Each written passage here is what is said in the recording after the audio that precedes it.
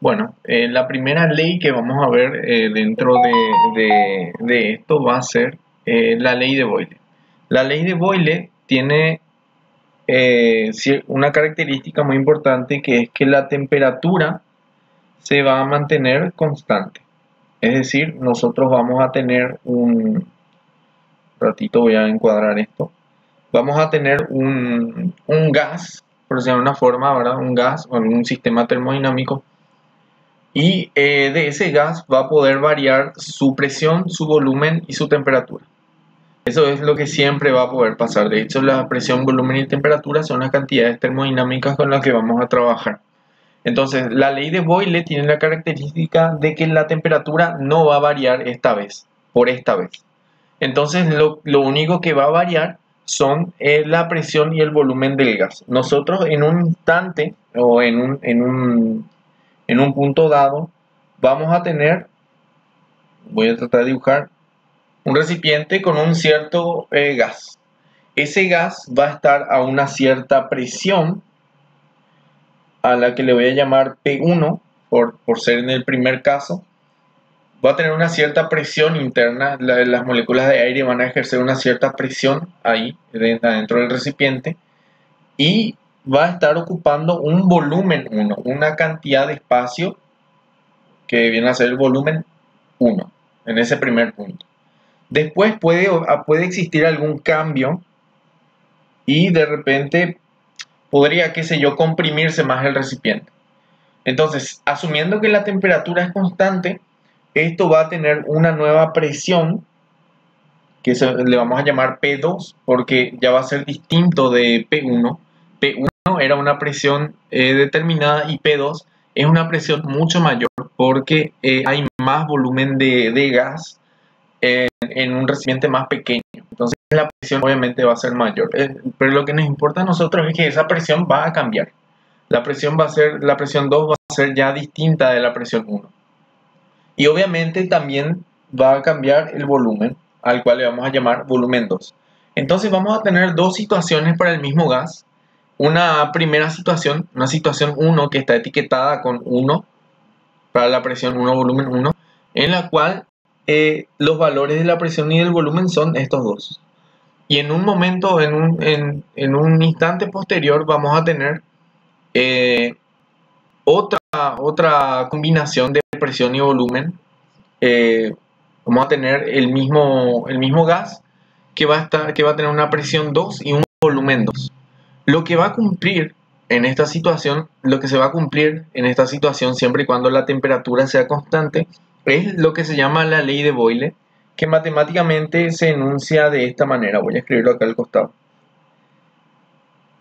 P1 por V1 es igual a P2 por V2.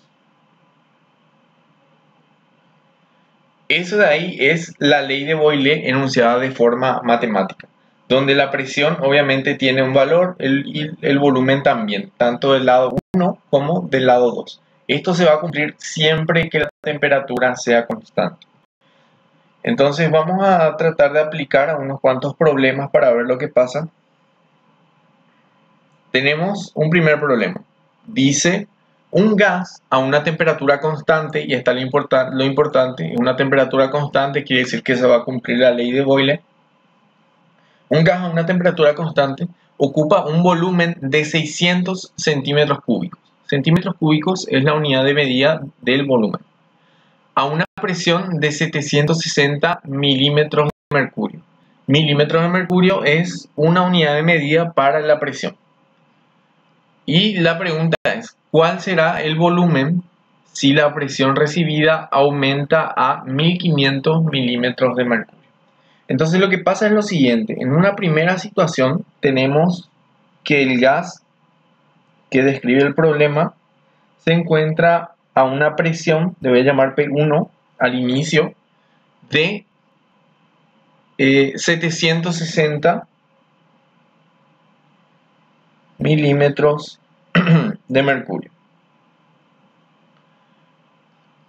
Cuando está a esa presión, el volumen también va a ser, es decir, el volumen 1 va a ser de 600 centímetros cúbicos. Entonces, esta es la primera combinación de valores que tenemos. En un primer instante, el gas va a estar ocupando un volumen de 600 centímetros cúbicos a una presión de 770 milímetros de mercurio. Eso es lo que acabo de anotar. Y ahora lo que pregunta es cuánto va a ser el volumen en un instante posterior, volumen 2.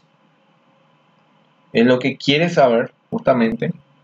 ¿Cuánto va a ser ese volumen 2 cuando la presión sea de 1500 milímetros de mercurio? Así que la presión en ese segundo instante, cuando corresponde al volumen 2, es de 1500 milímetros de mercurio.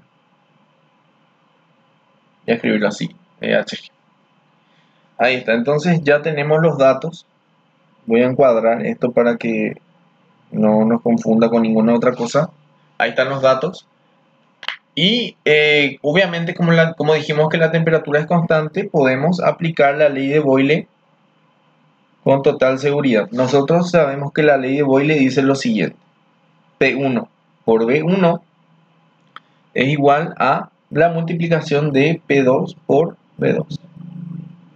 Ahí está. Vamos reemplazando todo lo que tenemos y vemos si podemos conseguir el B2. P1 en nuestros datos, si vemos, eso sale 760 milímetros de mercurio, pero no hace falta escribir la unidad de medida para operar, simplemente al final. Por B1. Y B1, si vemos también los datos, vale 600. Eso va a ser igual a P2, acá, P2, que vale 1500 milímetros de mercurio, es decir, 1500, por B2, que está acá, B2, que justamente es lo que queremos saber, no tenemos ni idea de cuánto vale, entonces escribimos B2. Ya está, tenemos una ecuación de donde podemos despejar tranquilamente B2, que es lo que estamos buscando. Entonces, lo que solemos hacer generalmente es dar la vuelta a la ecuación, ¿verdad? Esto ya hicimos varias veces. Pueden dar la vuelta o no, depende de ustedes, pero estamos acostumbrados a ver lo que sea la incógnita del lado izquierdo. Entonces, voy a dar nomás la vuelta para no complicarnos. 1500 por B2. Simplemente estoy cambiando de lugar sin alterar nada más. 760 por 600. Ahí está. Y vamos a ir resolviendo. Sería 1500 por B2, que no puedo resolver.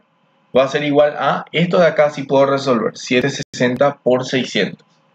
Y 760 por 600 sale 456.000. Entonces será 456.000. Ahí está.